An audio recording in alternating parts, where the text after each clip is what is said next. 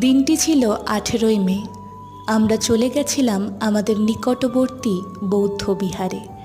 সেদিন বৌদ্ধ পতাকা উত্তোলনের মাধ্যমে পুনরায় মন্দিরটি উদ্বোধন হলো।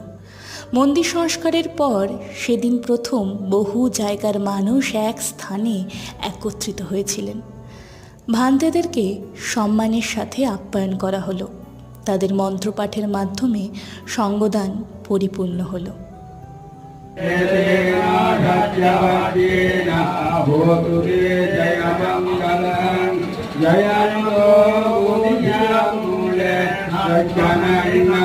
দুপুর 12টার আগেই খাবার পরিবেশন করে অনুষ্ঠান সম্পন্ন করা হলো। আপনাদের ভিডিওটি ভালো লাগলে অবশ্যই লাইক, শেয়ার, সাবস্ক্রাইব করবেন। ধন্যবাদ।